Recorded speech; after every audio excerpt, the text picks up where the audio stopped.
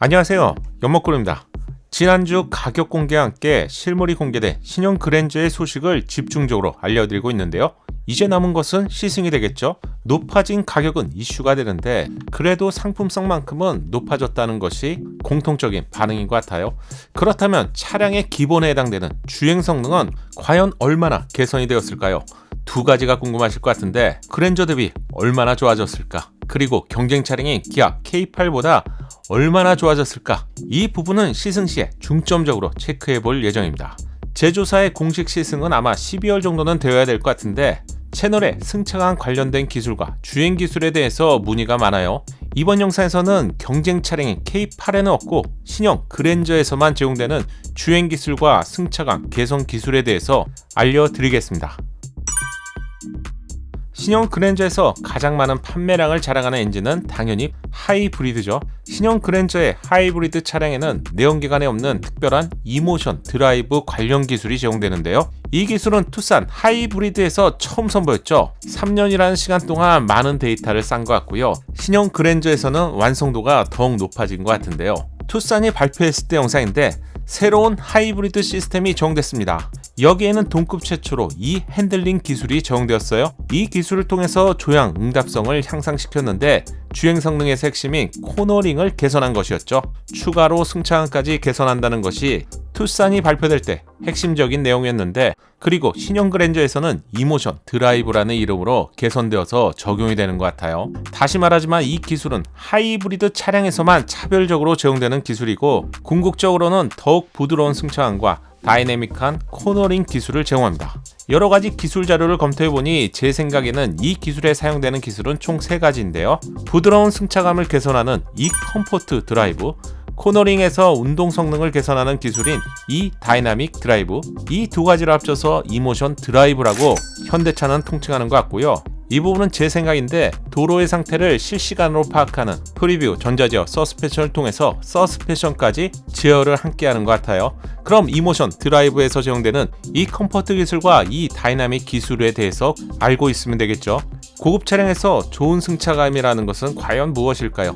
자동차가 도로의 노면과 맞닿게 되는 바퀴는 차체와 연결되어 있죠. 당연히 이 과정에서 승차감이 결정이 되는데 바퀴와 연결되는 부품을 쇼겁 쇼버라고 하는데 쇼겁 쇼버의 구조는 스프링과 댐퍼로 구성되어 있습니다. 차량 주행 중에 높은 과속 방지턱을 만나면 스프링은 급격한 변화를 맞이하게 되죠. 수축과 이완을 통해서 작용과 반작용이 발생되게 되는데 바로 이때 승차감이 크게 저하가 되죠. 이걸 줄여주는 역할이 바로 댐퍼인데 수축 후에 이완되는 과정에서 급격하게 변화가 된다면 통통 튀는 듯한 이질감을 경험하게 되는데 이런 경우 보통 승차감이 나쁘다고 하죠. 제가 그랜저가 공개되기 전에 프리뷰 전자제어 서스펜션은 전면 카메라를 통해서 노면의 상황을 실시간으로 감지하고 과속 방지턱 등을 만나게 된다면 높이를 계산해서 댐퍼의 감쇄력을 조절하게 된다고 알려드렸어요. 여기까지는 모두 기억하시죠? 전방에 달린 카메라와 내비게이션으로 파악된 정보를 쇼겁 쇼버 위에 연결된 선을 통해서 최적화된 값을 전달하게 됩니다. 이 사진은 신형 그랜저의 엔진룸인데 바로 이 선을 통해서 감쇄력을 조절하게 되는 것이죠. 그럼 이모션 드라이브에서 승차감을 개선하는 이 컴포트 기술은 도대체 뭐야? 이렇게 물어보실 것 같은데 차량이 달리는 주행 중에 흔들림을 작게 느낄 수 있도록 차량의 거동이 즉 모션을 조절하는 기술인데요. 프리뷰 전자제어 서스펜션이 과속 방지턱을 넘는 상황에 최적화된 기술이라면 이 컴포트 기술은 달리는 과정에서 발생하는 차량의 모션을 제어하는 기술이죠. 예를 들어 볼게요. 만약 왼쪽으로 급격한 코너링이 필요한 상태입니다. 여기에 회전수를 적용한다면 안쪽에 위치한 왼쪽 바퀴는 조금 덜 회전하게 되고요. 반대로 바깥쪽에 위치한 오른쪽 바퀴는 좀 더 회전해야 부드러운 코너링이 가능해지는데요. 만약에 두 바퀴 모두 동일한 회전수로 움직인다면 타이어, 구동축, 조향장치에 일정 이상의 힘이 가해지면서 승차감뿐만 아니라 데미지가 축적이 된다면 차량에도 무리를 주게 되겠죠. 의외로 해결 방법은 아주 간단한데요.